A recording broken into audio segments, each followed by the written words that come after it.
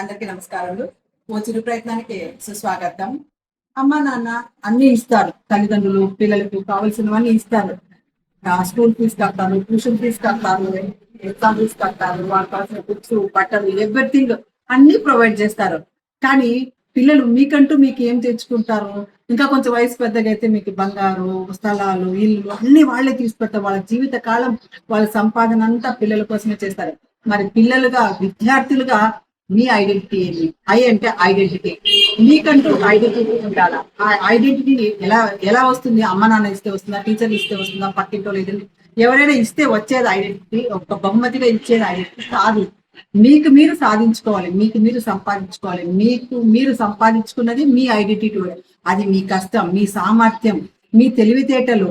మీరు ఒక లక్ష్యాన్ని ఏర్పరచుకొని దాన్ని సాధిస్తారు చూడండి. అప్పుడు మీకు ఒక ఐడెంటిటీ.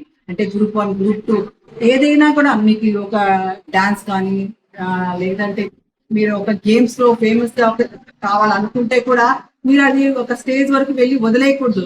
దాని ఎంతవరకు మీరు రీచ్ అవుతారో మీరు మీ గోల్ సెట్ అంతవరకు మీరు సాధిస్తేనే అది ఒక మీ ఐడెంటిటీ అవుతుంది. అంటే పిల్లలందరూ తల్లిదండ్రుల కోరిక, ఉపాధ్యాయుల కోరిక, అలాగే మా ట్రస్ట్ తరఫున మా కోరిక కూడా మీ ఐడెంటిటీ మీరు తెలుసుకోవాలని మనస్ఫూర్తిగా భగవంతుడు ప్రార్థిస్తాను.